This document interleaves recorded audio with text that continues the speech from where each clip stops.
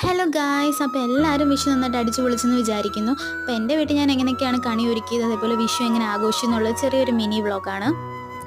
അങ്ങനെ തലേദിവസം തന്നെ നമ്മൾ കണിയൊക്കെ ഒരുക്കി സെറ്റാക്കി വെക്കും. കണിയൊക്കെ ഒരുക്കുന്നതിന് പ്രത്യേക രീതികളും കാര്യങ്ങളൊക്കെ ഉണ്ട്. നമുക്ക് കറക്റ്റായിട്ടൊന്നും അറിയില്ല, അറിയാവുന്ന പോലൊക്കെ ഒരുക്കി വെച്ചിട്ടുണ്ട്. കൃഷ്ണനെ വെച്ചു, അതേപോലെ ഉരുളിയിൽ അരിയും നെല്ലൊക്കെ നിറച്ചിട്ട് അതിൻ്റെ മുകളിലായിട്ടാണ് ചക്ക, കണി വെള്ളരിക്ക, ഫ്രൂട്ട്സ് ഐറ്റംസ്, അങ്ങനെ കുറച്ച് കാര്യങ്ങളൊക്കെ വെച്ച് ചെറിയൊരു കണി നമ്മൾ ഒരുക്കി വെച്ചിട്ടുണ്ട്.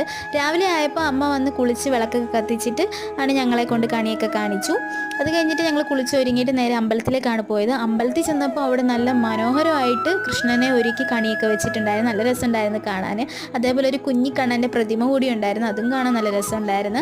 അങ്ങനെ നമ്മൾ അമ്പലത്തിൽ നിന്നും കൈനീട്ടം കിട്ടി വീട്ടിൽ വന്നപ്പോൾ തിരിച്ച് അച്ഛൻ്റെ അമ്മയുടെ അമ്മൂമ്മയുടെ നിന്നൊക്കെ കൈനീട്ടമൊക്കെ മേടിച്ചിട്ട് ബ്രേക്ക്ഫാസ്റ്റ് ഒക്കെ കഴിച്ചിട്ട് ഇത്രയുള്ളായിരുന്നു ഞങ്ങളുടെ വിഷു ആഘോഷം എന്ന് പറയുന്നത്. അപ്പോൾ എല്ലാവർക്കും ഇഷ്ടപ്പെട്ടിട്ടുണ്ടെങ്കിൽ ലൈക്ക് ചെയ്യാനും സബ്സ്ക്രൈബ് ചെയ്യാനും മറക്കല്ലേ.